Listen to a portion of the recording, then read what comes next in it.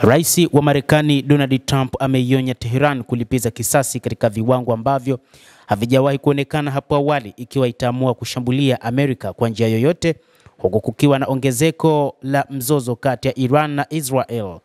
Siku ya Jumamosi, shirika la habari la Fars limeripoti likinukuu chanzo chenye uwezo wa kufikia uongozi wa kijeshi mjini Tehran kwamba jibu la Iran kwa mashambulizi ya IDF dhidi ya nchi hiyo litaenea katika maeneo yote yanayokaliwa na utawala huu wa Israel na vituo vinavyohusiana na Marekani katika eneo hilo katika siku zijazo. Balozi wa Tehran katika Umoja wa Mataifa Amir Iravani alisema awali kwamba uungaji mkono wa Marekani kwa Yerusalemu Magharibi umeifanya Washington kushiriki katika uvamizi wa Israel dhidi ya Iran.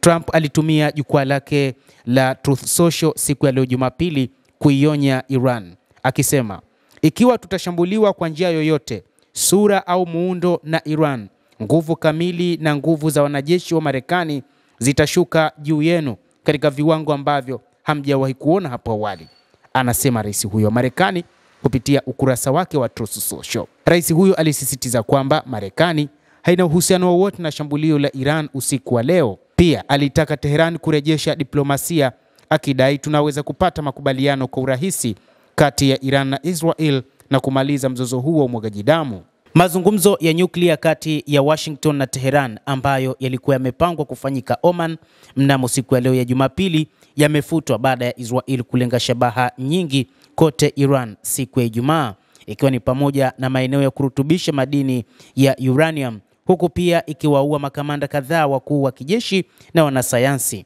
Yerusalemu Magharibi ilielezea shambulio hilo kama hatua ya mapema inayolenga kuzuia Tehran kupata bomu la nyuklia.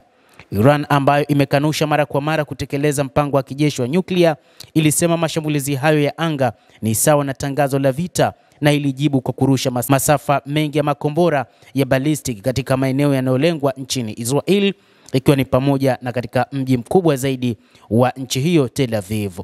Nchi hizo mbili ziliendelea kushambuliana usiku kucha, huku Israel ikigonga miundombinu ya nishati ya Iran na kile ilichokiita maeneo yanayohusiana na mradi wa silaha za nyuklia wa utawala wa Iran. Tehran ilijibu kwa kurusha makombora zaidi kwenye shabaha kote Israel pamoja na karibu na Haifa na Tel Aviv na kuua watu wasiopungua 10 na kujeruhi wengine karibu 200, kulingana na madaktari na vyombo vya habari nchini Israel ambavyo vimeeleza juu ya yale yanayoendelea huko katika Mashariki ya Kati, hasa katika taifa lao la Israel kutokana na makombora yanayorushwa na Iran pamoja na ndege zisizokuwa na rubani. Mtazamaji wa The World News, endelea kutufuatilia, lakini usisahau kulike, usisahau kucomment, kadhalika na kusubscribe channel yetu hii ili uweze kuyajua mengi ambayo yanajiri katika ulimwengu. Mimi ni Adam Hussein, endelea kuwa nasi wakati wote.